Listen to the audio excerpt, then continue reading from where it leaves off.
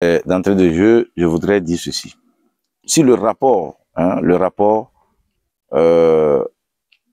de ce voyage a été fidèlement fait à celui qui l'a demandé, je crois que beaucoup de choses changeront au Togo.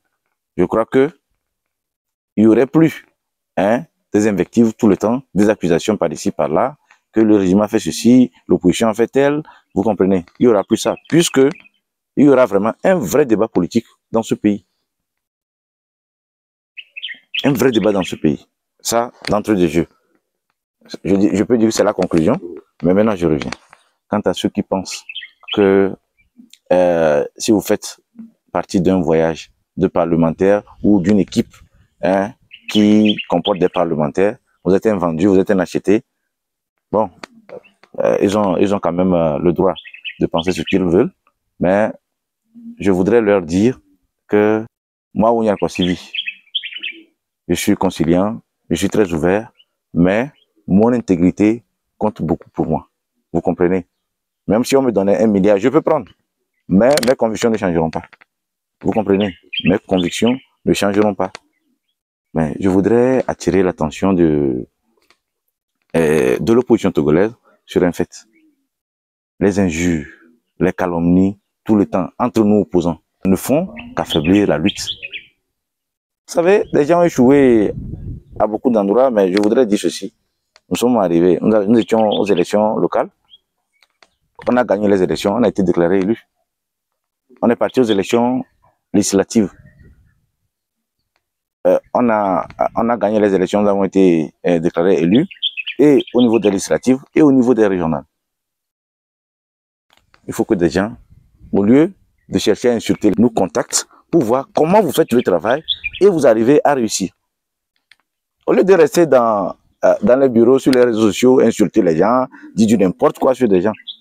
Moi, mon intégrité est très importante pour moi. Et j'avoue que je dis, si on m'appelle, si le chef de l'État m'appelle aujourd'hui, j'irai le rencontrer. Si, je ne sais pas, n'importe qui m'appelle, j'irai le rencontrer. Et cela ne m'empêchera pas de dire ce que je ressens. Cela ne m'empêchera pas de dire ce que je ressens. C'est vrai, nous étions en Inde, j'étais seul. Bon, entre guillemets, présomption pour les autres, puisque l'équipe est composée de ministres, de parlementaires, des conseillers de la primature et de la présidence, des magistrats de la Cour suprême, conseillers du ministère de l'économie et des finances, professeur d'université, professeur de droit. Vous comprenez? Cela ne nous a pas empêché de nous exprimer, de dire ce que nous ressentons. Vous comprenez? De poser des questions. Et c'est ça, nous sommes partis apprendre. Et je crois que c'est une bonne chose que si aujourd'hui nous avons l'opposition crie par ici ce qui a été fait n'est pas bien, reconnaissez que c'est pas bon, ce qui a été fait, si ceux qui nous gouvernent sont vraiment conscients et consciencieux, je crois qu'ils doivent quand même accepter, dire que ce qui est fait n'est pas bien. Ça n'a pas été correct, mais c'est ce que mon patron, monsieur le professeur Aimé Gogué, notre président national, dit toujours. Peut-être que ce qu'on nous a proposé n'est pas mauvais, mais la procédure n'est pas bonne. Vous comprenez? Maintenant, en Inde, je crois que si on veut être véridique, tout le monde doit reconnaître que ce que nous avons appris là-bas nous dit clairement que nous avons mis la charrue devant le bœuf. Et si nous n'étions pas là, est-ce qu'on saura que, ou si la délégation qui est partie ne comporte pas d'opposants, au retour, si on nous présentait autre chose, comment on le saura? Je voudrais demander aux gens de cesser la politique de la chambre ou de bureau et d'être proche de la population. Et je vous assure que je suis en train de respecter le mandat que ma population m'a donné. Et je tiens à vous le rappeler. Hier, je sais, vous n'étiez pas là, nous étions à notre fête du Yogadje. Quand on m'a appelé pour venir prendre la parole, tout le monde l'a constaté. Je ne crois pas que cette population nous déteste, parce que nous étions en Inde. Que les gens cessent de vendre des contrefaçons aux populations.